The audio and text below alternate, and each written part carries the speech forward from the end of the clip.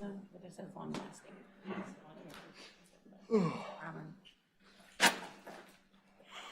Paul, how fast did we get you out for Jonah's birthday? Huh? How fast did we get you out for Jonah's birthday? Pretty quick that day. It's like 15 minutes. It's my anniversary. Huh? Today's my anniversary. Keep that in mind as you Well, talk. I had one board meeting, so should move this to another day. I'm leaving after the board. There you go. You gotta Yes. have to set the Halloween hours. Say, right, I'm gonna do the important business and save your yapping for like. Oh. Are you ready? All right. Yes, we're Ready? good. All right, 6 p.m. We'll call this regular village board meeting to order. If you'd all please join me in a moment of silence.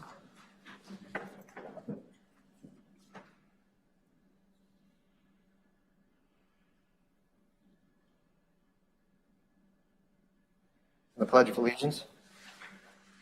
I pledge allegiance To the flag of the United States of America and to the republic for which it stands, one nation, under God, indivisible, with liberty and justice for all.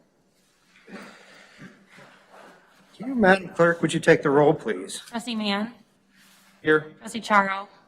Present. Trustee Mao. Here. Trustee Detmers. Here. Trustee Gerger. Here. Trustee Scherschel. Here. Village President Kimsey. Present. Do we have any public announcements sent in this evening? Nope. I did want to take a second here. I'm going to take the opportunity to thank those that helped to make Saturday's dumpster day a success. And certainly like to commend the folks from Republic Services who are our vendors for the event. The level of service that they provided was quite a bit above expectation and greatly appreciated. On top of that, I want to like to express my appreciation for the village operators and the workers that took on extra hours when they signed up to work on what would have been the normal day off in typical years past. And the reason why that day has always been so successful and appreciated by residents, the event's been staffed expertly by our village employees doing their usual exceptional work. As with everything 2020 has been, a multitude of challenges were presented this year, and not everybody was available to pull this off to the level that they have been to so professionally do year after year. The challenges presented by this year meant that not everybody was able to take extra weekend hours on for any of a wide variety of reasons. So to that end, I'd really like to thank those that volunteered their time to work alongside of me to help keep the lines moving quickly and spent all or some of 5 hours unloading vehicles and trailers and filling dumpsters. So thank you tremendously to the volunteers from the Chatham Community Football League, Chatham Baseball and Softball Inc., Chatham Youth Soccer Association, Friends of Chatham Pickleball, along with trustees Mao and Charo, our head of Parks and Water Departments, Dustin Patterson, Chief Foley, and Administrator McCarthy. Which does bring me to a request that I'll have to our board. In a year as strange as the one that we're going through right now, when the stress created by so much uncertainty keeps tensions high and on edge, when plans can change at a moment's notice for any multitude of reasons or external forces, when an ongoing pandemic can shutter events or make them even more difficult to pull off, and when the country's full of resentment and bitterness around extremely heated national and statewide politics, we've seen repeatedly, time after time, volunteers in our town step up to get the job done and to take care of our community.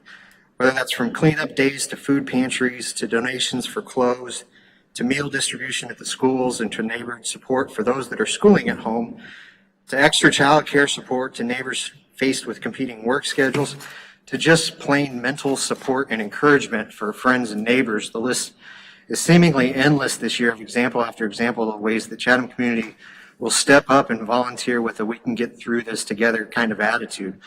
So in that vein and spirit, I'd like to request that at our next board meeting, the village board formally adopt the recommendation to dedicate volunteer drive through Community Park, not for a single volunteer, but for the volunteer spirit of the entire town that's been on exhibit this year, with the exceptional whatever it takes mentality taken by our entire village to get Chatham through what is becoming an insane year, no matter what obstacle is presented.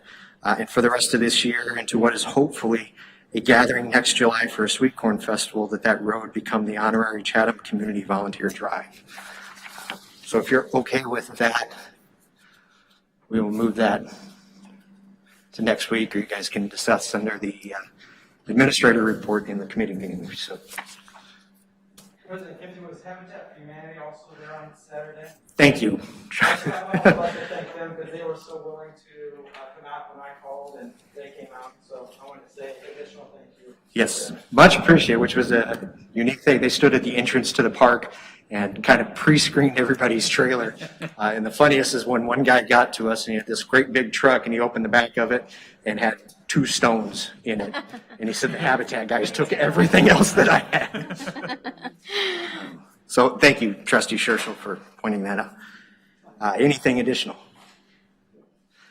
Hearing none, public comments regarding the agenda topics. Any sent in? None sent in. Any public comments regarding agenda topics? Hearing none, we'll move to the consent agenda. Can I have a motion to put that on the table? I'll make that motion. Trustee Charo has made a motion, I'll second. second by Trustee Mallory. Any discussion regarding the minutes or the warrants? Hearing none, Madam Clerk. Trustee Mann. Yes. Trustee Charo. Yes. Trustee Mao. Yes. Trustee Detmers. Yes. Trustee Greco. Yes. Trustee Scherschel. Yes.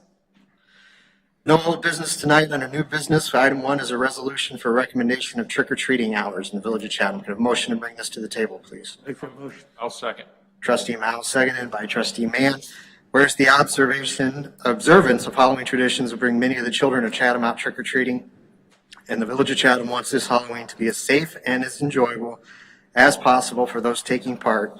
The village is recommending to the parents of children taking part in the trick-or-treating that Halloween be observed on Saturday, October 31st, 2020, from 4:30 p.m. to 8 o'clock p.m., and those families who want to be visited by the trick-or-treaters leave their porch light on. We also attach a Halloween guidance for trick-or-treating from the Illinois Department of Public Health that gives additional suggestions and tips on how to safely observe the Halloween traditions in the era of COVID-19. That document is also linked on our village website. Any discussion? Hearing none. All those in favor? Aye. Aye. Opposed? So moved. Are there any public comments regarding any other village business? Yeah, so I'm Will Tracy. I've come here in the past, I think about a little over a month ago, in 3 meetings by now. I was talking about a public garden, community garden we put in over there off, I think it's Gordon, that's the street name over by Pleasant Drink here, Pleasant Park. I have since put together kind of an idea how I get public support from people to sign up and overall cost and an analysis on different size garden beds to be put in. The lowest cost would be about $200. The highest cost about $400. And they each cover about 250 and 500 square feet apiece. If it'd be all right, I could leave this with one of you guys to look over. I have 2 copies. Yes, if you leave it with Pat. I talked to the Raves, and the Raves are more than happy to let the village use that property for a garden. They would just like to know which piece we're going to use and some kind of an agreement with an organization that they would at least put it back to the way that it looks now. Or if for some reason it comes up for sale, well, it is for sale now, but if someone wants to purchase it at that time, they'll try to do the best of working with whoever is putting the gardens and stuff in to be able to harvest it before a construction or something like that. But they were more than happy to turn around and let us use as much or as little as we want. So we do need to get some kind of organization put together. Now, whether the village is providing that or we can help them with kind of a legal document that group agrees to do this, to put it back. But I think it's going to behoove you now to turn around and start trying to find outside groups and stuff like that. And that, you know, church groups, that's probably the best place to start, you know. So I'll look this all over and I'll make some comments and I'll get it back to you. But we need to try to get that going because, what do you think? April? 5 months out. Yeah. So. I'm going to grab his email, and I have a local digital design artist, and Hayden Schumer, a buddy of mine. We graduated together, and I would like to just hang that up at a few public places. Ideas where to hang up, I put on the paper register and the path, supermarkets, grocery stores, a couple gas stations, and possibly laundromats, something like that. Just kind of get the public aware of it. I'll go ahead and forward that to him for you guys to review. Make sure I can hang it up without trouble. And is there any other land that we might be able to use? I'm just nervous about them putting in dozens of hours of work and then it sells and it all gets demolished. There's so much property there. And then it's sat there like that for years. I don't think that'll be a problem. I really don't. From the plots you have, how many separate plots did you think you could have? You said you had certain square footage for each one. I haven't crunched the numbers. It'd be really more or less who would sign up. It would be divided between two. There'd be a public section and a private section, and the private section would be dependent on how many actually signed up. It kind of goes into depth on the piece of paper how it would be sectioned off. Say it was 20 different families or people signed up, we'd give them 75% of the 50 by 50, and then leave about taking about 75 square feet for just public use and stuff like that. But if that many people are signing up, I think it would just be a good communal thing for those people. And of course, they can bring out their friends and stuff. But I haven't really got how we would section off per section. But I think it would just be really dependent on the public support and how many people are going to show up. Thank you, Will. Certainly appreciate it. Schedule of meetings has a planning commission at 6 p.m. on October 15th. The village board will meet again October 27th at 6 p.m. Public Properties and Recreation, 6 p.m. November 9th. Chatham Fire and Police Commission, November 18th, 5:30. And the Utility Oversight Subcommittee, 6 p.m. December 13th. No need for an executive session for the board. With no further business, I entertain a motion to adjourn. Make that motion. Trustee Mann, second by Trustee Charo. All in favor? Aye. Opposed? Meeting stands adjourned. I'm going to step out and take my wife to dinner for her anniversary. So you guys enjoy the rest of your evening. Happy anniversary. Happy anniversary, Dave. Happy anniversary. We got 3 minutes, right? So can we do a potato gun to launch candy?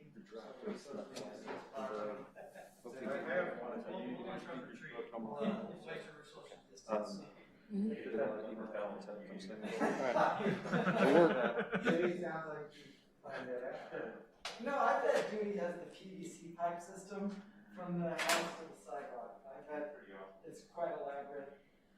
Like there's probably dominoes in the whole vacuum system. We need like a system like a leaf blower. Just put it inside the blower and just blow the candy to the So kids. they do it at banks and ATMs. They launched that, or drive-throughs, they launched that with there. Push the button.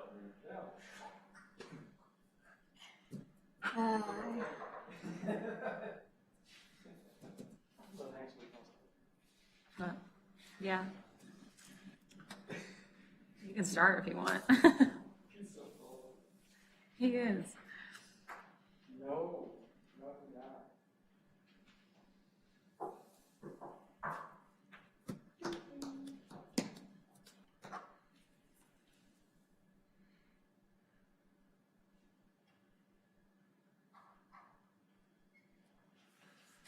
I think under the utility oversight committee discussion, there's like a whole note in there with respect to the billing, or we go down to number 6. Sometimes those don't get figured out, Oh, it just needs erased. Oh, yeah. it's not a big deal. Yeah, I want it to reflect what we're talking about. When you build these, you can go to the previous ones and then send it forward. I remember the Shane Electric Oh, one. here it is. That's On one there for a while. Should have had it done. Yeah, You went in and put two of the same things that I had in. It showed when we looked at Word docs earlier. yeah, and then I tried to delete one and I couldn't from my Mac. So I was like, I was like, I know Pat will just be like, what is Jill this? saw it and she goes, I'm gonna delete these. I go, well, delete the ones Amy did. Yes. Well, I know you could see what, Because Brett and Paul asked me first. it says modified by Amy Dahlkamp, and I was like, he'll see that I was the one who did it. I do. I do too. I would never go back to a PC. Mac's pretty easy. Well, no, if the school's gonna give it to you free, yeah, I would take it too. Everything's Mac now. I have iPads at home, everything. I don't do anything with the PC. It's synced pretty well. You just get so used to it once you. All right. Call to order. Roll call, please. Trustee Mann, Here. Trustee Charo, Present. Trustee Mao, Here. Trustee Detmers, Trustee Gerger, Here. Trustee Churchill. There. Okay, do we have any public comments on agenda topics? Nope. Have a motion to bring the consent agenda forward. Make that motion. Trustee Mao. Second. Second by Trustee Charo. Discussion? None. All those in favor of approving the minutes? Aye. Aye. Aye. Opposed? Ayes have it. We have no old business. We have new business, CMT engineering. You want to hand it to properly that. It's not like this anyway, so. Okay, a couple items that we've been working on, close out a letter of credit for subdivisions and latent improvements. You know, for example, sidewalk in Willows, there's a few areas missing sidewalk and some handicap ramps that aren't up to code as part of the original construction, so we're working with the developer and their engineers to get that completed. Let's see, Iron Bridge subdivision, replacing some sunk sidewalk and some handicap ramps there as well. And then closing out some items over at Cardinal Ridge subdivision, working with that engineer and developer as well. Bill Brown's been working with South Sangamon and their new Chatham representative, Jim Roth, in terms of trying to get things moving forward with that. So, you know, Jim Roth has asked for the assistance of Bill Brown on that, and the way that that's working is he's providing limited assistance and guidance in terms of getting him up to speed. That's being billed through Chatham and then reimbursed back through South Sangamon. So with Jim Roth basically approving the bills on that, he's saying, I want this guy. So that's moving around in that direction. So hopefully that'll be in favor of the village of Chatham moving forward. Do you know, on that issue, where we are with the chloramines? I was on a conference call with Bill and Jim today, and I told him, I said, chloramines are our number one priority. And Jim said he's addressed that with their plant manager, and he said a lot of the stuff is in place now, and he doesn't see why within the next couple of weeks we don't have chloramines. And I said, Jim, I've been told that so many times. So I said, So essentially, we're told soon again. I think Jim will stay on top of this because he's retired, and I think Lee, who has similar credentials, was trying to work, and I don't think he was staying on top of that part of it as much. So I'm going to give Jim the benefit of the doubt. I know he's a good engineer, so we'll see what happens. And Bill knows we want it, and Jim knows we want it. So we have a lot of people pushing in that direction. So I don't understand why it can't happen sooner than later. And I just think with basically a board member now that's, as Pat said, is retired, has a lot more availability to go out there at will and stay on those guys and push that issue forward. I think it'll be a benefit to not only South Sangamon, but the village of Chatham as well. A couple other things, Pat and I have been working on a few items. One is some drainage improvements at Iron Bridge, Plat 2, working through some different lot line configurations with the developer that wants to take two different properties, make one a little bit more useful, larger, and do some grading work adjacent to the stream there going through the middle of that subdivision. So reviewed some plat revisions and also some grading plans. So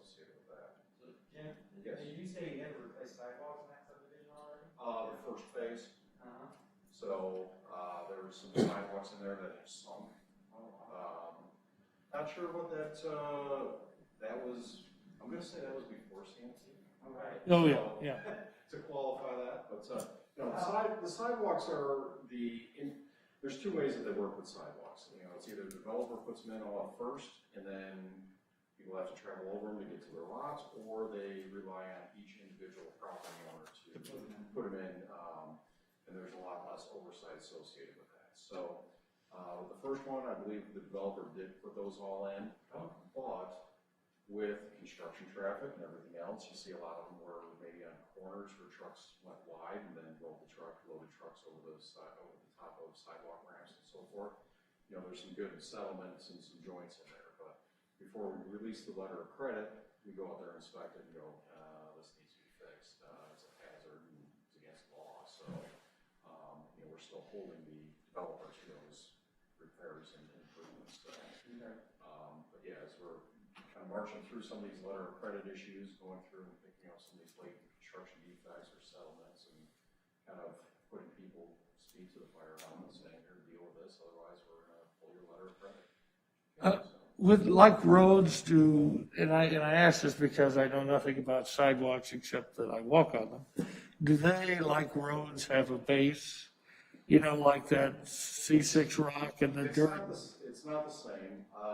Roadways will have a compacted base on the subgrade, which is your native soil or whatever improved soil was brought in, and then there's a rock layer, and then there's the actual pavement itself, roadway pavement itself. Sidewalk is typically poured on just compacted subgrade, so it's the native soil that's there. They compact it with a walk behind clay compactor, and then pour the sidewalk. Typically, you don't have the significant loading that you would have on a roadway on a sidewalk, which is probably why we're seeing some of these corners cut by trucks and so forth, where that sidewalk is settled due to the traffic. But it isn't as stout of construction. There's a fine line between, we can make it so it never settles at a very high cost, or we can do what everyone else is kind of doing, and if there are some areas that would settle, it's probably cheaper to fix those than to put a foot of rock underneath of them and build it to a roadway standard. Now, if there are areas that would incur vehicular traffic in terms of like an emergency escape route or something like that, we build it to a higher standard, but for the most part, it's just under. A couple of improvements that are going on, working with Dustin and the Parks Committee for some pavement improvements along the bike trail. Going to replace the approach pavements to the existing bridge going over Plummer. Rebuild those similar to what we did a few years back on the roadway section of the sidewalk on Plummer over Polecat Creek. But there's significant settlement there. The village has received some complaints of bicyclists hitting that at high speed with a large lip. Over the years, it's just been asphalt kind of packed in there at about 45-degree angles, so it serves as a pretty good ramp. So if you're not paying attention on a bike and you're doing 25 miles an hour on there, it's a good ride. So waiting on that contractor, which is a start contractor, to become available here a little bit later in the fall and get that work done. Also, there's about a 130-foot segment of bike trail that the tree roots have heaved. All of the trail out of there that we're going to replace and pave that in with concrete as well. Sent a bid proposal to Packer today. We're going to try to get that into Clarion this week, and for some improvements at the intersection of Garfield and Termagant, where that intersection is settled in multiple locations, and get that repaired. We have been working with contractors to receive some bids on that. The problem with that is the bids received are lower than IDOT's threshold in terms of award to a single sole contractor, but they're higher than what the village can award as a single sole contractor. So, that PAC can. So, while we're allowed by IDOT to just take a contractor and say, give me a price and do this work, it's above what the village can authorize individually through PAC's position. So, just to keep everything clean and above board, we're going to put it out to bid and collect those bids and award a contractor and get that work done. It should only take about a week to do the work. we'll put in 2 weeks for the contractor to allow for construction variances and weather and so forth, but, hopefully we can sneak in that here yet this fall and get that done. Last one I have, MFT, we talked last time about Oak Brook. Right now, we're kind of at the mercy of IDOT in terms of review and approval of plans. It's been a little bit challenging with IDOT and the whole COVID. A lot of their systems that they work with are outside of access from their home computers. So most of these guys are working from home, but their actual computers and systems that they use to do their work are only accessible in the office because of, privacy and security reasons. So it's been difficult with IDOT in particular getting work moved forward. I'm not complaining, I'm sympathetic with what they're dealing with, but it's delayed a lot of things, not only for the village of Chatham, but in a lot of municipalities, and we're hearing that quite a bit. I did talk with, President Kimsey on that, and Pat the other day in terms of, how do we move this forward? Even to the point where, do we step this up to a state legislator and see what kind of push there? It kind of becomes sensitive too, so you start calling out people and then you might win this battle and you never get a good review after that. So we're gonna work with them, get that done, get the plans so they can be biddable and get out their system. Weather holds out, we can get it done this fall. If it doesn't, we'll be first on the list next spring. But we are pushing that forward to make that happen. And the last item I have, I apologize, we haven't made a lot of progress on drainage over at the park, but it is definitely on my list. Gotta be honest with you, last month's just been crazy with items. But it is on our list. We have moved that forward a little bit, but not as far as I'd like to. So we'll continue on. Hopefully have something to talk about with you next month. Thank you. I did have one clarifying question on the bike improvements. Yes.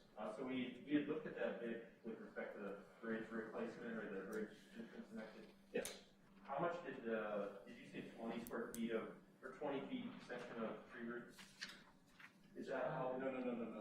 The tree root section was 130 foot. Sorry. That's kind of in the middle of the trail section.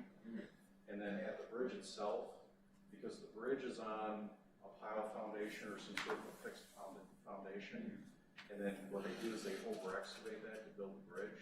But then historically what happens with that is then you put all that fill material right next to the rigid bridge, and that fill material, because it was excavated to put the bridge in, settles. Right, so the lip on the bridge, I got that, and then 130 feet of trees. Yes. Did that exhaust all of the money that was set aside for the Fox Street, or is there somewhat? That's what I was kind of wondering. How much is I saw the bids for the bridge, but I didn't see the bridge for the bids for the tree roots. He gave us a cost per lineal foot of replacement and removal.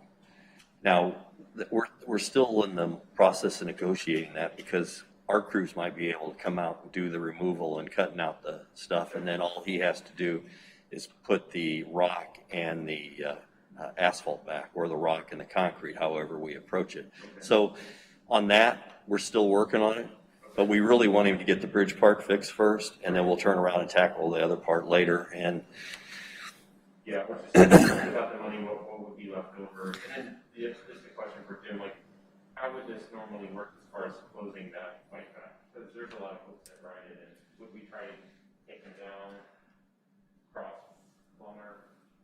And we can, it's just, if you sign it, you kind of own it. So if you let people figure out their own way, then it's their responsibility to get through there. I mean, we'll put up, closed or trail closed signs, just to protect the village in terms of someone going through a construction zone. But the issue that we normally see with roadways in terms of signed detours associated with roadways is once you sign it, you own it. So if you sign them to go a certain way and something happens when you directed them that way, then right. Yeah, I just know a lot of them, end up meeting here at the post office or going a little bit further, and I'm sure they can turn around and ride back, but maybe we can put out a blast at least. oh yeah, we would do that, and we would put up signs out there that that the bridge is going to be closed, for the next 3-4 days or whatever it is. Yeah. 3 to 4 Yeah. days is how long the bridge is down. Yeah.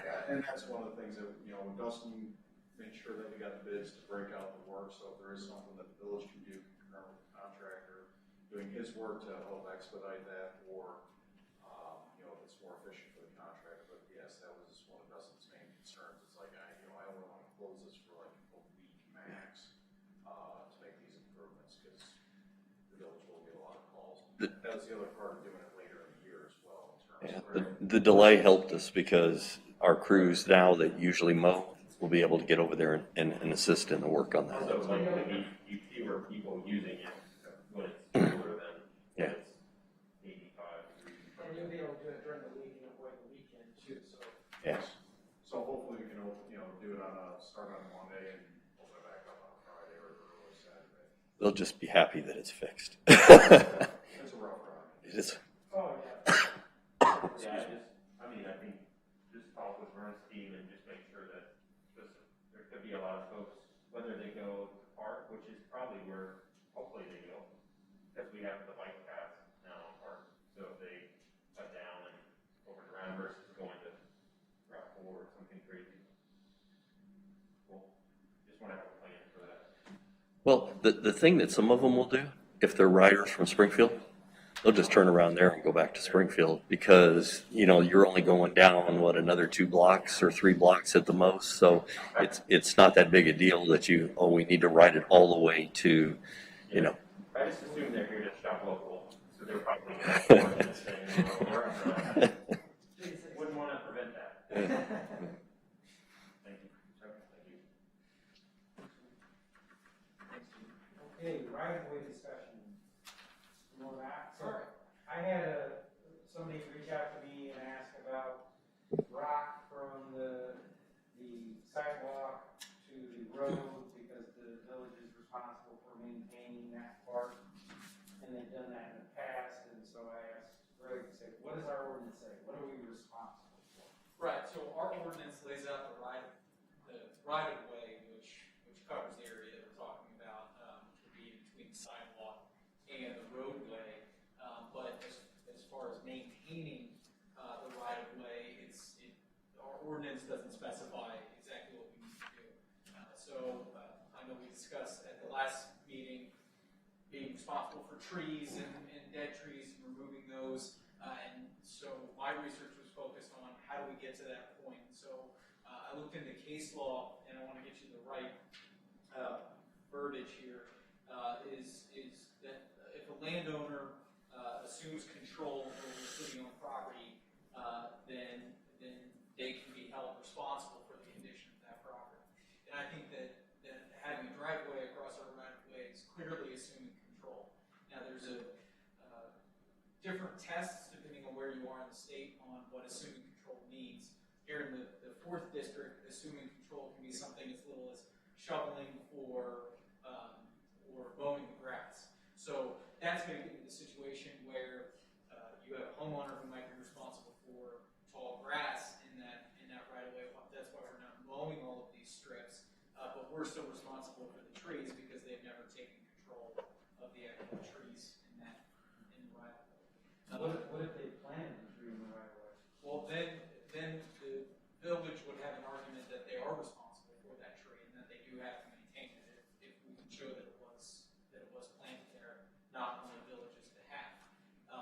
Where this case law evolves from, though, is not the situation that we're presenting with. I couldn't find, a situation where a homeowner says, village or municipality, you're responsible for, I know I poured my driveway, or in this case, I know the driveway's chipped, you're responsible for it, and ask them to maintain it. Where this comes is personal injuries. Somebody falls in the right of way, or even trees, in dangerous condition, being present in the right of way, municipality can be held responsible for that if it's in the right of way and the municipality planted it or allowed it to grow there. So it's a balancing test. But in this particular case, the whole point of the driveway is an ingress and egress to a private residence. And so, from my perspective, that is an amount of control by that property owner, so they can access their home. So the village shouldn't be responsible for maintaining that any more than it's responsible for maintaining the paved roadways of individuals' houses. So is that the swimming control kind of like with the snow removal on the sidewalk? If a homeowner goes out there and shovels the sidewalk, someone falls, the homeowner is then liable? Exactly, yes. But if they don't shovel the sidewalk, they're not liable? Right, unless there's, and I'll need to check check if we have an actual snow removal requirement. I don't think the village does. But at that point, we're gonna get to open an obvious danger anyway. But if you undertake the duty to remove the snow, have access to your home, or that goes into place as your business, if you undertake that duty to remove the snow, then you need to do it to a reasonable standard. Now, if we've done this in the past, though, we set a precedent. Well, if you've done it in the past, I don't think that the village or that the homeowner would then have grounds to bring the village in and say, you are now under a duty to continue to maintain this in perpetuity. I think the village's response is, yeah, we did it. It was a favor for maintaining it, but no, I don't think that we have a legal duty or obligation to continue to maintain that particular area. Now, the other question would be like, so sidewalks. Like I know when I lived in Springfield, we had a tree root that upheaved our, sidewalk. They come in, the city replaces it and pays for it, and then they also remove the tree at no cost because they didn't want the tree damaging the sidewalk. Yeah. What do we do? Do we have any obligation to that, or is that something that would be Springfield ordinance? Can I clarify, the tree on your land or in the right of way? So what we would have an obligation to do, again, within our, also, I use obligation lightly because we also have to use discretion on, and prioritize how we're spending our funds. Right. But the village would be responsible for replacing that sidewalk, provided, and then removing the trees, not an obligation necessarily. The city of Springfield probably does it because that tree root's going to upend that year after year.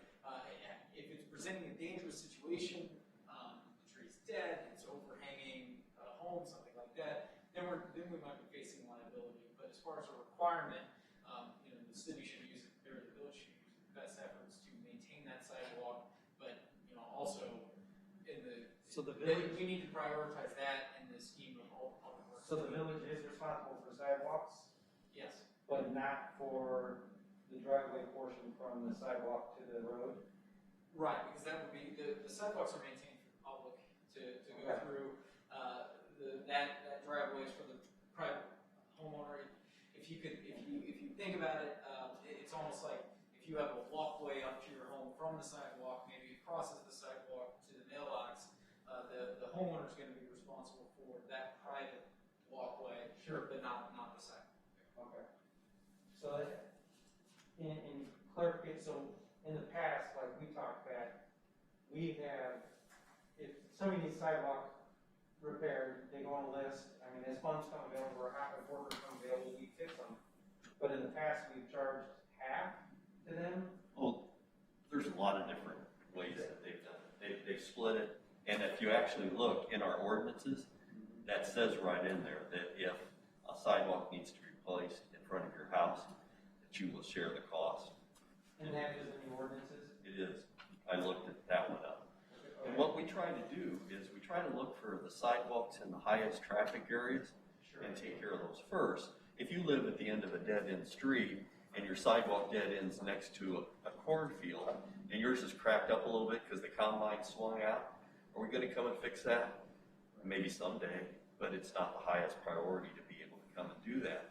If you go by Paul's house, which his house is in the middle of the block, and for some reason, maybe there was a leak of his water line or something like that that washed the dirt out from underneath of it, and the thing collapsed. But yeah, we're going to get over there and try to fix that one as soon as possible. So that's kind of how we do it. So just to be clear, we are responsible for sidewalks, but we're not from that other area, for the driveway, just so I can answer this. Right, yeah. We will be responsible for And sidewalks. if we've done it in the past, that's just because that's what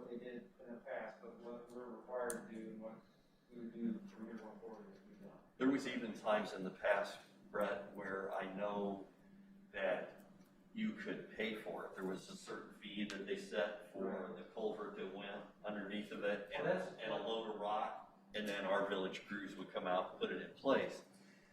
Since our manpower is getting spread thinner, we've quit pushing that type of service because you could easily hire a private company to come do that now, and it would probably be cheaper than what we would have to be able to charge. That would be the question, is if I go to, I have a ditch in the front, so I need a culvert, what if I don't do it what if I do it to where, if I do it myself, if I'm responsible, then it causes issues down either side of me. Yeah, older. Or do our engineers say that's not acceptable, this is what you have to have? Well, if you're causing, it depends. So if you go in there and you do a repair to your own culvert and it causes damages to a neighboring landowner, then you're gonna be Then it's all liable. that. Okay. Yeah, and that's a private dispute. If you're causing damage to the roadway, then the village is gonna have an issue with you. But if you're the one that does, you wanna try to do the repair yourself, then you're gonna bear the consequences if you Of whatever happened. Good enough. Anybody else have any questions? All right, thank you very much, Rick. Okay, employee evaluation surveys discussion. I put some stuff together here. This is just a list of all of our employees and the evaluation type of item, and that is an example of the evaluation form. If you look up in the upper left-hand corner, you'll see a job description, and each one is designed and set up for that individual, okay? So there's one for a lineman journeyman, there's one for a water maintainer, there's one for village manager, chief fiscal officer. And this is what we've used in the past, and I'd like to go back to using it again. And then, if you kind of pass this around, because I only made one, but that's a list of how many employees, the number on the left, we have in those categories. Now, Vern, What's the total? Yeah. uh, How many total employees do we have? 50, Just five. Huh? Just show me the figure. 71. it's a little hot. Probably 50s. Yeah, in the 50s, between 50, 55, I would say. So the other question that's come up is, could we do an employee, or I think we need to do an employee survey. Since we've done the matrix, we have the comprehensive plan going with the park plan, I think it would be beneficial to do an employee survey as well. And I asked Dave about that. He said that you, I think Paul had told him that you would get in some questions that you wanted to see on the survey. If I remember right, he was forming a list of questions at the time, and he said we would do it, and then we just haven't talked about it since. Okay. It's been several months. I believe Trustee Gerger's got some questions, so I don't think we want too many. I don't think we want more than. If you guys want to email me those, and I can put them all together, and then we can kind of look and see if any of them are duplicates or formulate, and then be able to put something together, that'd be easy. So that would be good if we could get about 10 questions and then have a comment section at the bottom. Go ahead. My plan is to do these in February and March. You said in the last budget process, when we were going through that, did you guys want to see these? Yeah. And I wanted to wait till our street repairs and mowing and all that stuff slows down. Then each employee will fill out one, rating themselves, and then I will go. In the past, we had lead workers review the guys that were underneath them, and it pretty much worked as I gave you a 3, you gave me a 3, everybody in the whole union ended up getting a 3, and it was essentially a waste of time. So I would like to try to meet with the whole staff individually, and then maybe have the lead worker in there at the same time, and then the 3 of us discuss their evaluations as we go through it.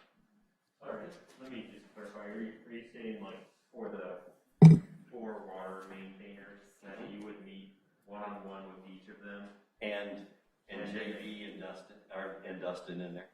Okay, so it would just be one meeting with all of those people, right? Not 2 meetings per person? One meeting. One with each meeting one, per person. Yeah. Along with their immediate supervisor. Right, yeah, just clarify.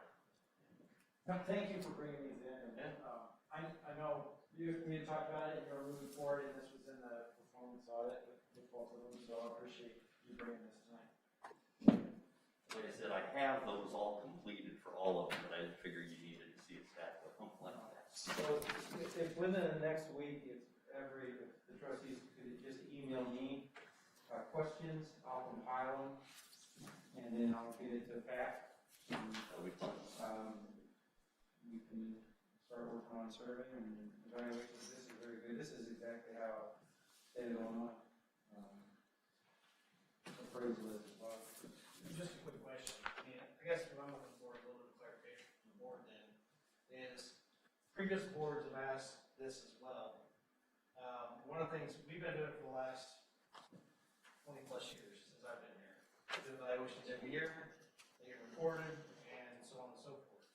Previous boards brought it to the point of merit-based pay. That's always been a little bit of an issue with, at least on the police side, a little bit of an issue. I think that'll be a little bit of an issue with unions and everything else. So I didn't know what the end goal here was from the board. I mean, we do it for promotional purposes. That's the main reason for it, obviously, for people to improve. But what's the end goal here, I guess? Are we just looking to get the survey up to the employees and do a grading system and come back as far as that, or? Well, I think you want to know the overall feeling of the employees about their overall culture and the work experience here. Do they know their expectations? Those type of questions. But yeah, no, it wouldn't be tied to, since we're basically all union here, it can't be tied to any salary increase. That's where previous boards are at. Yeah, no, we wouldn't tie it to, you can't with union. I know from coming from the state, you can't. Those are negotiated well in advance, and evaluation's not going to have any bearing on that. Right. Yep. No, that's not where I would be going with it. I don't know if anybody. No, the only thing I would add to that is that I think these are important when it comes to the promotional type stuff and how an employee is developing in their job skills. But beyond that, I mean, like you said, the unionized workforce is, well, it's predetermined. Right. Okay. Well, and of course, there's communication always going on between the supervisors and who, throughout the year, but the evaluation process also sets up that formal component as part of the HR operation that beyond just for promotions, but also to demonstrate how a year has gone for an employee, both what's been going well in a formal way and what could be some goals that, an opportunity to work on for the next year. To make sure that formal process is also in place. And then, so actually to clarify, what you guys give to me within the next, not even the next week, because what I figure is I'll compile them, and then the next committee of the whole will discuss them and kind of pare down what questions, because you don't want it very long. I mean, you want it short. 10, 15 questions at the most. Yeah, you want to try to have it. Yeah, so everybody getting their questions email, I'll try to compile it in one document, and then I'll put it on the agenda for the next committee of the whole. All right. Kind of along the same lines, I'll be interested in, if you're going out to employees to do evaluations for employees back onto first line supervisors and to whether it be the chief or deputy chief, where I'm at, I'd be interested to hear what the feedback is. Absolutely. I assume I'll get that feedback. Absolutely. That's exactly what the feedback will. It'll be for us to review, you to review, Pat to review, and him to ask, yes. Because it should be, hopefully, a valuable tool for everybody. To where you can see where we need to improve, where we're doing well, all of that kind of stuff. And we want your feedback on the questions. Correct. Yeah, 51 people on the list. 51. Okay, next, village manager update. Saturday, Mulberry Street out here will be closed from 9 in the morning to 6 in the afternoon. I forgot, just so you guys know, they had the electrical issues, last night where Walnut was closed. You could not see the like when I was coming out of here. Oh, you couldn't see it all. I almost hit the cones. Correct, yeah, so some lady went sideways before she got. So they just put cones across the road? There was cones, there was a sign, but it wasn't lit up. No, not lit at all. And so we're at Casey's, thank God it was lit up right there because that was the only saving grace for probably a lot of people. Right. I almost hit it. I was like probably 10 feet I away can't before I believe just they turned didn't right. park the vehicles down there with the I flashing had to get my lights kids across to the road. Breckenridge and it was, Yeah, it was. I'll talk to, It was pretty scary. I'll talk it to was Shane scary. tomorrow. Yeah, I was confused too because I saw the updates, but I didn't realize it was like right there. Just like an immediate. Oh, yeah. Okay, I'm sorry, Pat. That's all right. I'm just glad I wasn't the only one, Brett. I was like, what is going on? There was some streaky. Yes. I wonder Okay, you're on Mulberry, 9 to 6. Yeah. AJ's asked for the closure of Mulberry this Saturday from 9 a.m. to 6 p.m. to host a cornhole tournament in conjunction with, I think it's Chatham Sports Boosters. So that'll be, and that was okayed because we checked with all of the remaining businesses and they were all okay with it. Yeah, so. Most likely Dewey and Paul will get in it and win championship against nobody. That's a fair, they're playing nobody. Hey, Brad, just clarification on that, so that's gonna be blocked at Route 4. At Route 4 to the alley, till the alley is like before, they'll allow alcohol and they'll have the bags, things out there. You're okay with it, Herb? Okay. Are you in the tournament? No, for sure. That's why I'm asking questions. He's been on vacation for the last month. Next item is risk management and workman's comp insurance. We put that out for bids. Those bids should be back October the 19th for an opening then. We'll have them for your review at the October 27th meeting with hopeful of a passage to select a firm on November the 10th because the contract expires at the end of November, okay?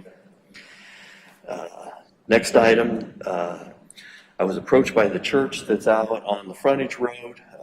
They want to purchase 1 acre from the current owner of the property. It's a John Kennedy. He owns the property that the church is on, which is 1 acre piece. They want to purchase 1 more acre directly behind it. The county asked me what they thought, and I told them, I said, I don't have a problem with that, but I would like for the landowner to sign a pre-annexation agreement with us so that that piece of property will be in Chatham. So after discussion with Mr. Kennedy, he agrees to that. So that will be happening, and they'll probably have that for review again, the ordinance and all the signatures at the 27th meeting with a possible vote for that on the 10th of November. It's just a pre-annexation. We're not contiguous to anything yet, but we have a good chance of getting there within the next 20 years on that piece. So. Like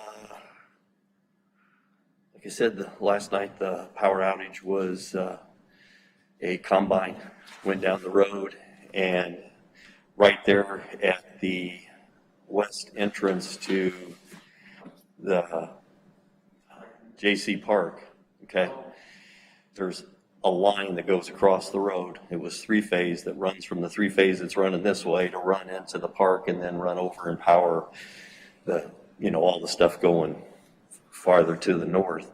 And he had something sticking up on the combine, and when he come by, he just caught all those lines and just pulled those 2 poles over.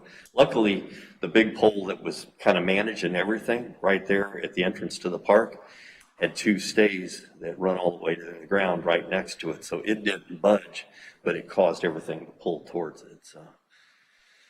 So we will put all of that information together and submit it to the person's insurance company. So, I think that's about all I've got. If you guys got anything else. No? Anyone else? All right. Public Property and Recreation Committee discussion? Yeah, we met on September 19th. The topics were more or less the same that you've heard before. Park maintenance needs, so I met with Dustin Patterson some mulch and other repairs. We did have a cleanup day on Earth Day. Sorry, that was September 19th, and there was a lot of folks that volunteered their time, so I appreciate that very much. A lot of garbage collected. It was, the Chatham Chamber of Commerce has adopted this area of Route 4, so that was our first time using that program. Pat, I don't know if you've heard any complaints about the IDOT Adopted Highway Program asks that you leave the garbage at the signs. So there's a sign up at south by the Chatham Elementary School, and then there's a sign up north. I didn't know if anybody was concerned about any waste that may have been left there, but IDOT was supposed to come by on Monday and sweep it up, so. Got no complaints. Okay. I think we'll probably continue to use that option so we don't use the village dumpster to fill up all the garbage that we collect, but it ended up working out really well. Good weather.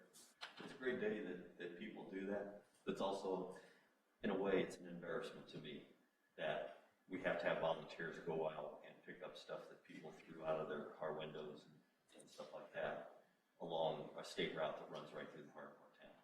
Yeah. I don't know if you guys have seen Patty Boyce out there a lot of times in the morning.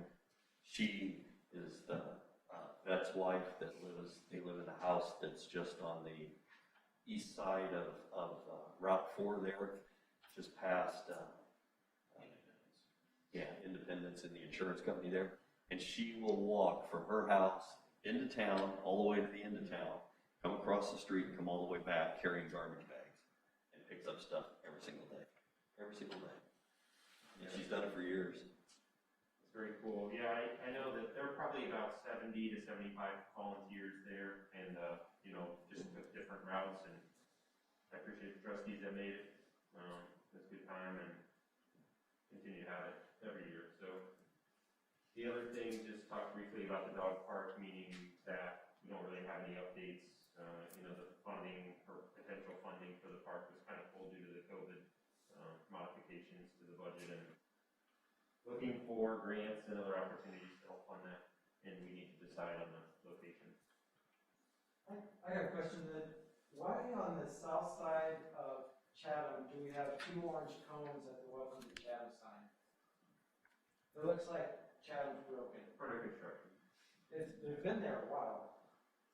Oh, down in that farm field? Yeah. The guy, the farmer is going to go in there and regrade all of that area, and he wants us to remove that sign.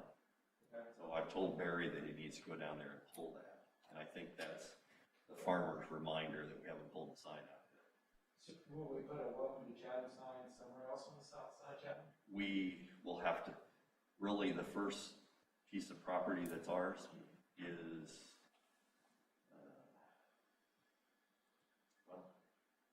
we don't have any public right-of-way along there that, we can't put the sign in the state right-of-way. They don't like that. So we've been having to put the stuff over on private property. I could talk to Relaford, Ron Relaford that owns the storage units there, maybe about putting the sign up there next to his buildings and stuff. But So the current sign isn't on our land? no. We wouldn't have a right of way there on private property? No. And because it's a state route that's coming through. It's not our route. route. That's going to be the state's Yeah. right of way, not ours. Right. And the farmer, after he's grading it, he doesn't want it put back? That was his request.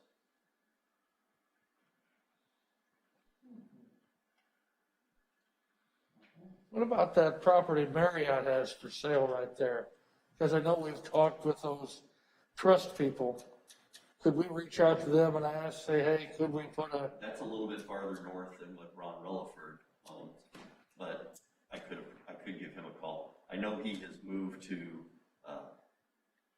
Texas, but he still shows as the owner of that piece of property. So we'll try. Thank you. Anything more, dude? Well, I don't think so, thank you. Utility oversight committee discussion. You want to leave us off? Well, we got a lot. So, the, one thing that came up in discussion was, and what the, committee wanted us to make sure we address is the shutoffs.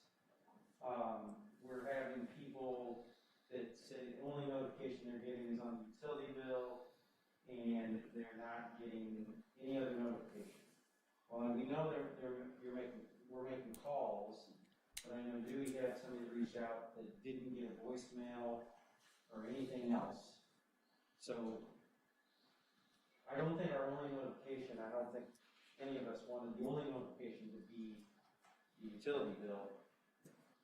Just so you know, for a second here, GOCA, the Governor's Office of Citizens Assistance, is getting phone calls for that reason. Yeah, we're not getting, so You're not understanding something.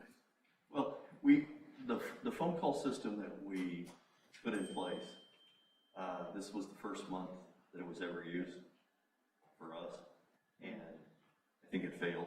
I think it come up on people's caller IDs as, you know, it didn't say the Village of Chatham or anything like that, and it should have. But today finished up all of the shutoffs.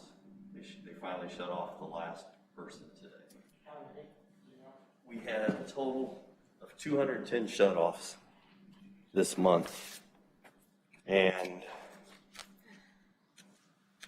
Can you give us a baseline as to what the shutoffs were prior to COVID per month, roughly? 20 to 25. We had 210, 176 people have paid and been turned back on, and 34 people tonight are still shut off. 34. That's it. So there was an immediate, so of the 210, 176 immediately said, all right, here's my payment, and they were all turned back on. And that left 34. Or it came in and worked out a payment plan to be able to pay back by March. Or they worked out a payment. How many of those 34, Pat, that are still shut off now, are unable, like we discussed 2 weeks ago or 4 weeks ago, to do a payment plan situation because they've had one in the past and not paid? I know we had talked that not everybody I don't could. think anybody, we have not turned anybody down for a payback plan this time. None. Or maybe it was a budget billing is what I was Now, thinking. some of those 34 are abandoned houses. Yes, I was going to ask Yeah. that. So I don't have, you know, because it happened, I got the number at 4:35 tonight. I'll go and do a little bit more research and find out how many of them are abandoned houses or rental units that nobody's there, that the landlord hasn't been paying a bill or something like that. So I can get that number and pass that on to you as an email, as long as you don't respond back as approved. So So is the phone service, or we're gonna use it for next month, if we corrected anything to we're working on it. tweak it? But the thing is because it works with a certain file, and we were still in the process of shutting them off because there were so many people this time, we couldn't let them go in and start messing around with it until starting tomorrow, and now they can start working on it. But Who's they? Sorry. Are you talking about an employee or the system? no, the system, it was that company that you asked about the bill, I can't remember the name of it. Yeah, so just a few clarifying questions or requests I would have is I think the CDM or the caller ID should definitely say Village of Chatham. I agree. The resident that reached out to me said, looked like spam, called to me, no voicemail. So the second thing is that there should be a voicemail left every single time, no matter what. If they hang up or if they don't answer, either one should be a voicemail.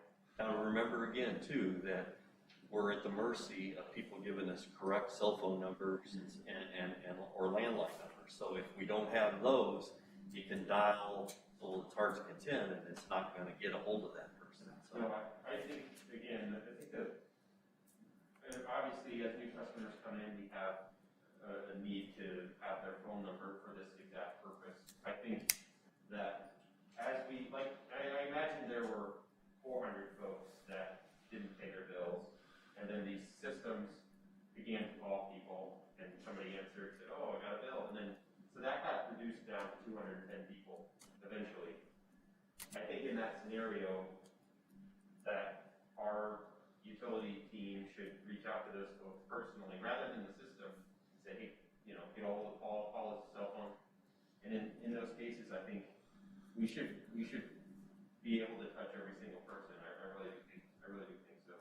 And you would know then if it goes to a fast busy, then the number is not legitimate anymore, and we've got to find another way to reach out to these folks. But it was a concerned citizen that said, hey, I missed a single call, never got a voicemail, and I was concerned that my power was going to get shut off. Now you're saying that the system has this iterative process where it will call you, and if you don't answer, it'll call you back 15 minutes later. If you don't answer, it'll call you back 15 minutes later and leave a voicemail. Like, I would like to see, I don't think it was super clear in that progression. I'd like to see that progression and just make sure that the board agrees with that approach.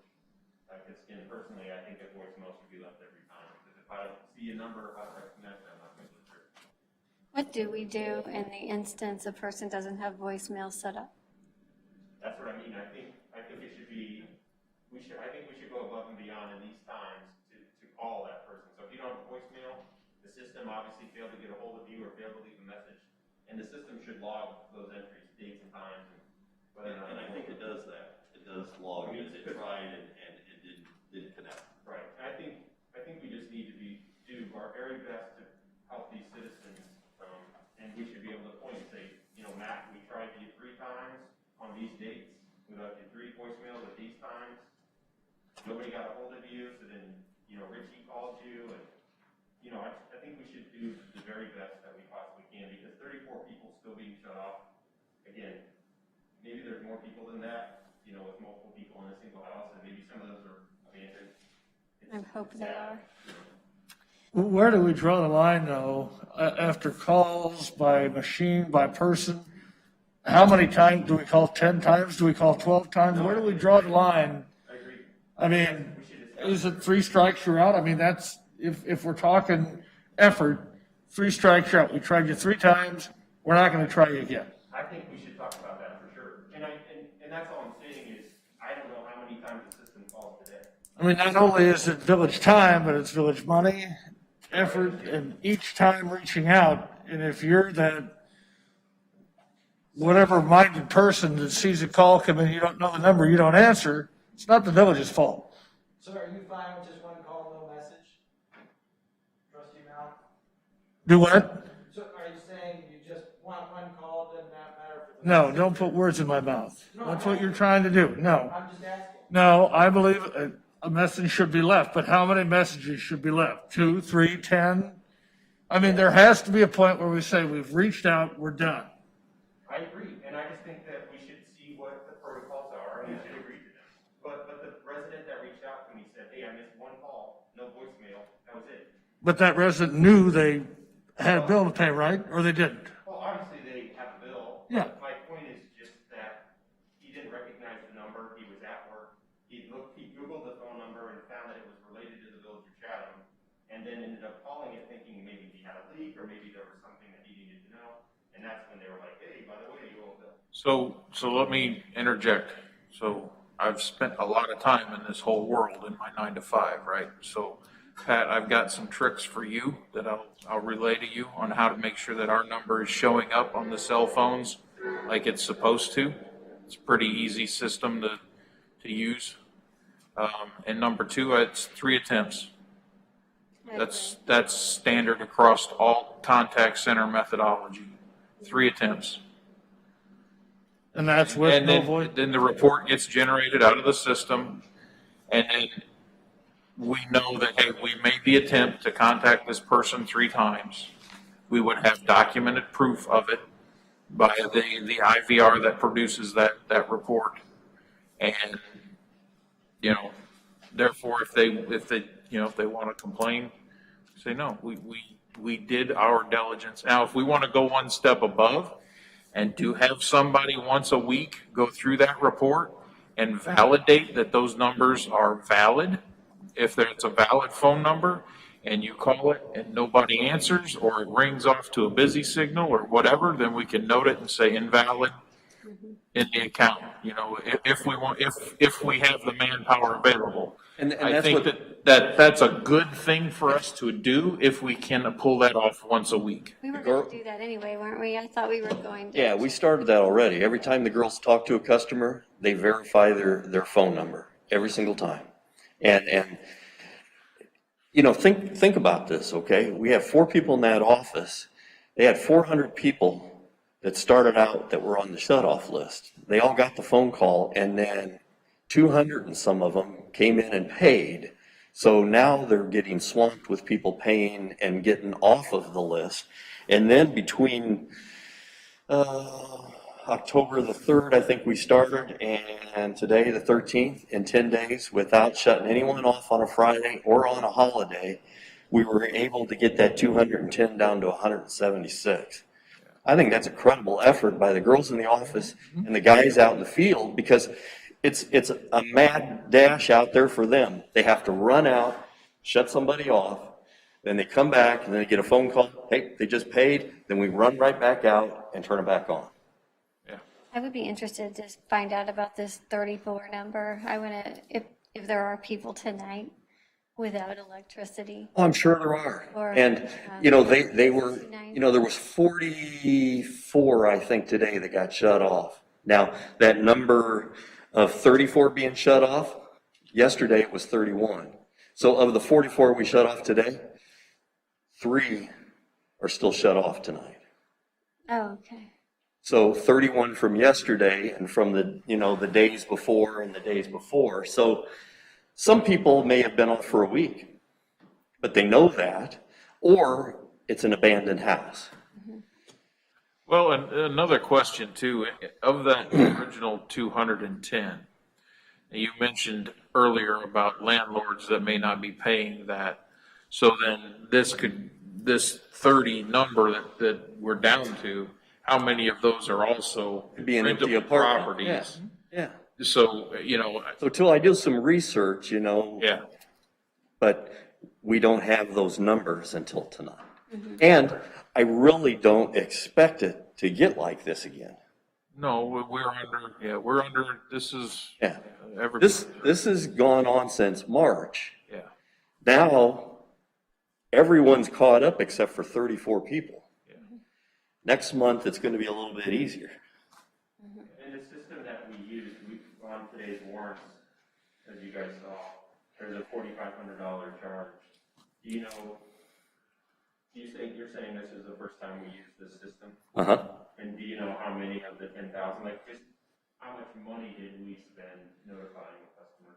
Well, if you gave them a customer and there was 400, that's 400 notifications. I don't think every time that it has to call out, well, I could be wrong. I'm not exactly sure how it charges out. So if we did 400 at the beginning and then they had to call out again and that was an additional 300, does that keep adding up that way? Or once you give it a number to call, I would think that would be the one-time charge. But I'm trying to remember that quote, Pat. Yeah. I thought it was based off of. it's 10,000 calls. Customer base, essentially. So it was a flat rate for that customer base. So, as we grow and contract, that number's going to change month to month, Yeah. depending on what it has to do. I'll get more information on that system, because you're right.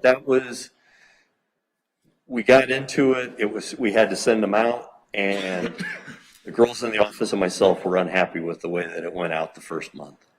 There's no doubt on that. The invoice says Civic Pay IDR message block, 10K messages. Okay, yeah. 10,000 messages. Yeah. And if you go to 10,001, it's been a while since we read through that contract. But I thought if it went to 10,001, then you went up into the next charging block. But I'd have to go back. Exactly. Exactly, yeah. Okay. So the action item from there would be, do we have it? Do we sell it at 3? Do we need some sort of a formal action to go before the board? Let me get more detail on how this phone system thing works. Okay. And how it will work with what we do now. And then I'll get that to you. And I think by the next committee, we can turn around and figure out how many calls and stuff. But I'll get the information to each of you so you can look at it with an explanation of how it works and how we can tweak it and change it. So, any other, Well, I was just gonna say, you asked if we needed a formal motion. I think you if we're at the next committee of the whole and come to a consensus, that can be relayed to Pat, and he can put that into play. Thanks, Bruce. The one thing I will add, guys, this type of system, when you implement these, you do have to be patient, even though I know that it's kind of the heart of what the village does. You do have to be patient on getting these dialed in so that they're contacting the right people. And you are relying on information given to you by the customer at the end of the day. And that, exactly, yeah. Okay. The next thing that we discussed was there has been a lot of discussion about usage for utilities, and especially around July, August, and September this year. And it seems as though the August usage for a lot of things is way not in line with what people think that they use. So we didn't know, Pat, we were going to ask you if you guys could look into it to see if maybe the meters weren't read correctly, if they're read at a different time, if it was estimated, whatever it may be. So just for instance, for mine, in my August, in 2015, I used to water my lawn. I would do it 2 times, every 2 days I would water. And I was 500 gallons above then watering 2 times, once every 2 days. And I was way crazy high on my water usage, and a lot of people were. And we do, as a family, we do the same thing. Each kid takes a shower most of the time, every day, but we try to have a shower a day for all of us. Sometimes the kids may not. We try to get that. And then we do a load of laundry, and we do a dishwasher load every day. We don't drink the water, we don't cook with it, we don't do anything with water besides that. And we were 2,300 gallons above what our normal usage is. So I thought I had a leak, and then we looked, and September's back down to where September seems like it's right where all my other water usage was. But it's not just me. I had somebody from our neighborhood call. They were crazy. So like the utility bill, I've never had it. It was in August. It was double higher than anyone I've ever had. And I had somebody from my neighborhood was saying they're a retired couple. Their kids moved out last year, so they should be using less. And theirs was as high as it's ever been in August. So it looks as though, and I know there's been numerous Facebook posts, and there's been people posting on Facebook that have never posted. Now, the one thing I will say, on Facebook, people said, contact village trustee. The only person that really got anything was Dewey. I didn't get anything. I didn't get anything, but I've reached out to other people to ask them about it, and they look at it like, oh my gosh, yes, the bill is super high, and it's way different than it's been in the past. I've had people talk to me. I know I've talked to numerous people that had similar issue, like you, Brett. I've talked with you, Chad. My August was compared to, you can go on your own line and pull up all the previous years. August 2020 is an extreme anomaly from the previous years, and I was home less this August than previous years. The thermostat was set higher. We weren't there for showers or anything for quite a while. So and then a lot of other people were coming out and showing me their bills and showing me their August and bringing in previous year's bills. And so it doesn't seem like exceptions. It seems like there's something going on that seems odd for August 2020.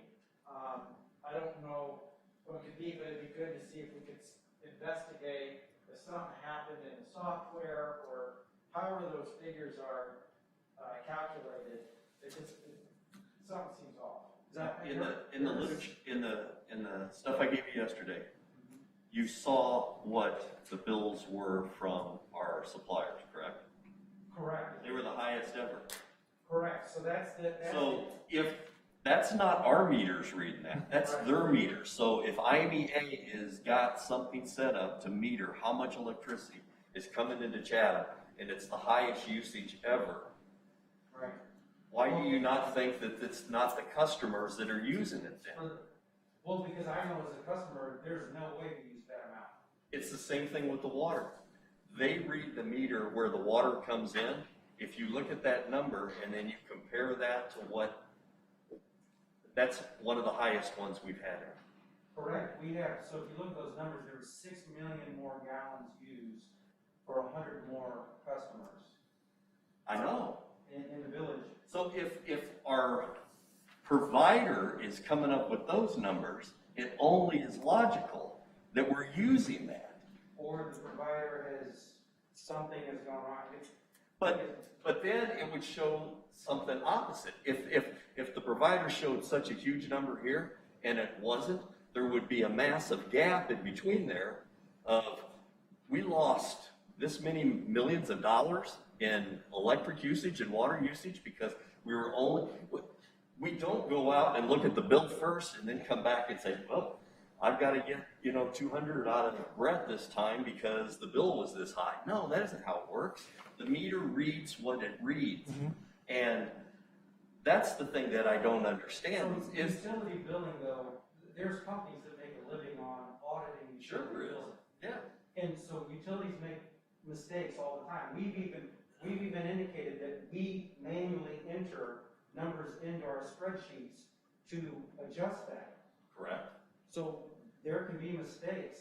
And for August to be 2,300 gallons more than I've ever used. But they don't change those numbers.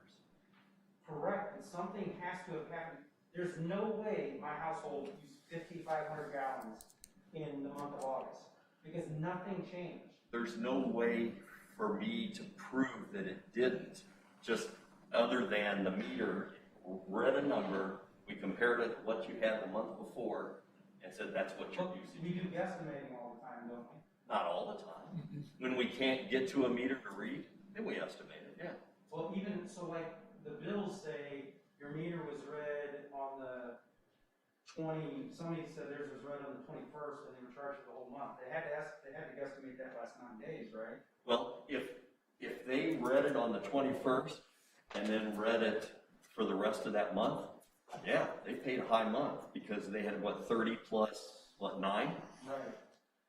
We don't usually do that. Now, there's times when our meter reader goes on vacation and stuff like that the regular read times get messed up, but I don't think that was the case. What we had was so there's been somewhere where the main meter reader's gone and someone else has done it. And he does it in a different order or something like that. We've had issues with that past. We have. Was there anyone other than the main meter reader doing that this summer? I was not made aware of it, but I will check into that part. Yeah. Because the only thing, it would be one thing if it was just a couple of people.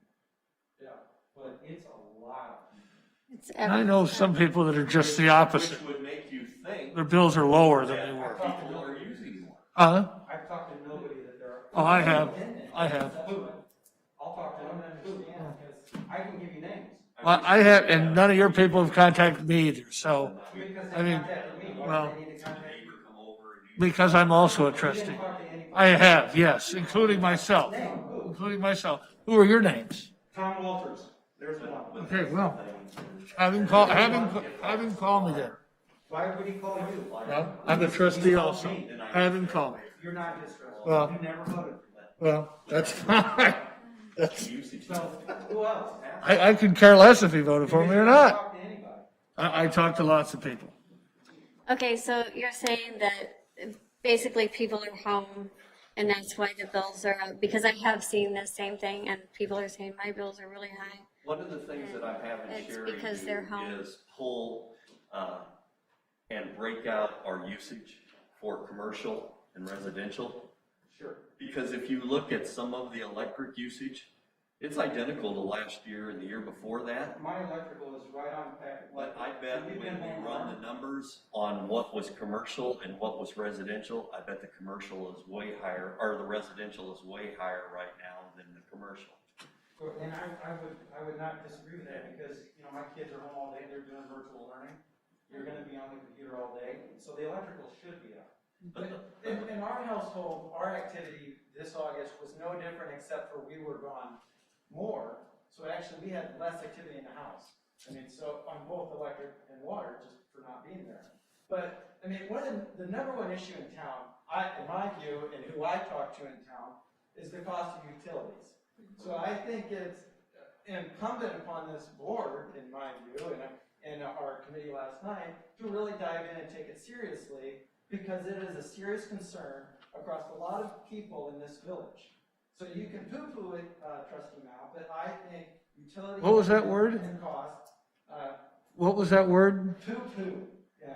Something- And I'm not saying there's not issues. I'm just saying there are people on both sides that have had issues, whether their bills are lower or higher, including myself. My bill, I think, was $119 for everything. It would be nice to have a definitive That's answer it. so that we can answer this question. I think so. We're getting the questions, and I couldn't answer. I can't answer the questions either. And that's the point. We can't definitively say that, and I think we need a way to definitively say that these figures are indeed accurate and right, and it's what they should be. I think the first thing we should look at is just when and I know it's probably different for every house, but when the reading was taken. Like if my numbers look fairly normal, then I can presume then either my usage was consistent or the study periods were the same. Now, you guys might be the opposite where you got studied on the 21st of June. Sure. And then you got studied again on the 31st of July, or a longer period. I think having that information will help us address, and that may be why some people look similar and some people look abnormal. You can go back and look on your electronic bill that's online and also on your paper bill that says how many days that read was, okay? So everyone can do that, Okay. All right. But these calendars online, they represent the calendar month. So when it says July, do you think that means the July June usage or July 1 through July 30? If you see the dot for July, that's from the last dot up to July was your June usage. And then you're up here now in July, and you're going July to your August usage, and then each dot is the day you pay or is the day they read your meter. I did attribute my high usage in August to literally everybody being home and nobody paying attention to their usage of anything at all. And I wish I could find an answer, but the thing that helped me live with it is our suppliers sent us bills that were some of the highest that we've ever done. And when I see that, I was like, well, that makes sense. Everybody's usage is up because, we had a bill for the highest amount of water that we've ever purchased. And I think that trending is something that Sherry does normally, but it's something that should be pivotal every month where there's obviously going to be some waste or some loss. Oh, yeah. Right, so there should be, 1 million gallons of water billed to the village, 950,000 gallons of water billed to its user. Yep. I think that percentage of loss should be studied for each utility every single month. And if something gets out of whack, or it's doubled or tripled, or if for whatever reason there was more units billed to the citizens than were billed from the vendor, obviously there's something we need to look into. But I think that study is critical every month. We have loss from just leakage. We have loss from water main breaks. We have loss from when they flush. We have loss when the fire department puts out a big fire and they use all the water and stuff. There's no meter on that, so there's loss there. So, maybe somewhere between 15 to 25% varying from month to month. Some months worse, some months better.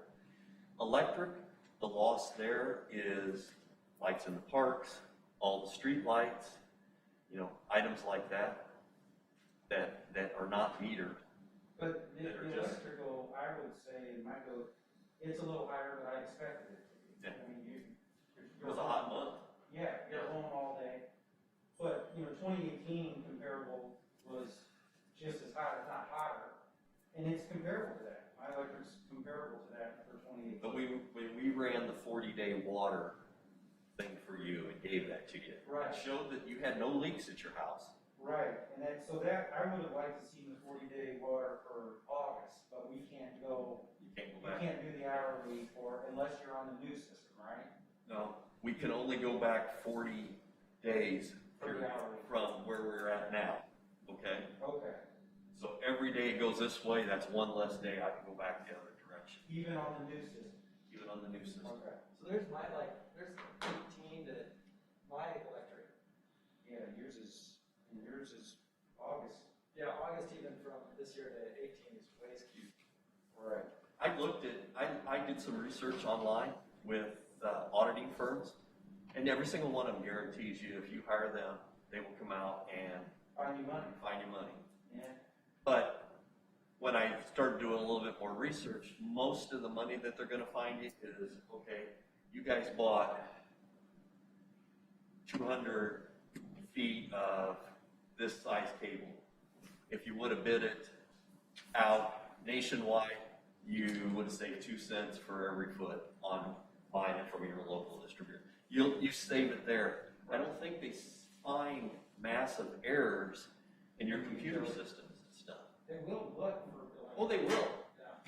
And I asked Sherry the other day, do our auditors do that? And she says, yeah, that a lot of times they will turn around and say, give us so many bills, and they will turn around and look at it and look at the multiplier and make sure that everything matches out. And if there's any kind of problems and stuff, they alert her of it. It's just hard for us to answer, so like I said, the one individual that contacted me, Mr. Walters, they're retired. I mean, Yeah. They work from home, and they've always worked from home, so he's like, their electrical and their water hasn't changed, they have the same habits, they don't want to run off, and their bill is double, higher than they've ever had. It was, actually, he said it was 53% higher. And he's just like, it doesn't make sense. So could our auditors, could Sickage come in and do a specific audit of the utilities for us? I know they do it as part of the normal process, but, and, a separate independent. I don't know why not. I don't know why not. Because, like I said, the thing that you're gonna do is you're gonna tell them, say, okay, if they decide, you know what, we need to look at 100 residentials and 25 businesses, and that's what we're gonna audit, right? And they turn around and they pull those accounts up and take a look and say, okay, this is what the meter said. They go out and they check the last thing and see what the meter was read. So they look at the meter reads, they'll turn around and look what was entered into the system. Then they look and see, in some instances, if you have a certain type of meter with a certain type of ERT, there's a formula in there for that correlation. They'll check the formulas. They'll check the formulas and stuff, and then they'll look at it and they'll say, yep, that was perfect. Nope, this one was wrong. This one was wrong. This one was wrong. I think it'd be helpful if we did some of this. We've had a couple cases where, we've overcharged residents, for several years, and, and I think, so, we've had that come up a few times, and. But the thing is odds are of them picking a house where we had a mismatch ERT and a meter for them to audit is, Sure. you have a better chance hitting the lottery tonight than that. Because we've replaced most of those meters, haven't we? We have. Did you say about 60%? Well, we are switching all of the new meters to the new ERTs, and I would say we're probably at 60% of those. Now, like in your example, your house was built in what, 2000? Probably about 10. 2010. So the meter and ERT that went in there were newer than the ones that were in Quail Meadows, okay? But they're not as new as the ones that are going into Cardinal Ridge. The ones that are going into Cardinal Ridge can read the 40 days right now. Yours is an ERT one that reads electronically, and some of the stuff that was over in Quail Meadows and stuff, they came to our houses, 10 years ago, Ryan, and replaced the put an ERT on top of those meters that they had to come in and read by hand. So those were put in place. They were a little more updated than yours, but, Now, so, Kristen, you have had people talk to you about it. Have you, Ryan? Have you had anybody? Not recently. I mean, reached out? sat here for 4 Really, years. the only guy that reached out to you was the guy that was being cut off. Yeah, family and friends, but citizens that I didn't know of. Right. No, there's the guy that was shut off, but then there's a second guy that had a lot of questions, and he actually requested that performance audit that he suggested, and just generally how are the operations of But, the utility commission. we all know that there's been suspicions for years. right? And we've never been able to truly silence those suspicions, right?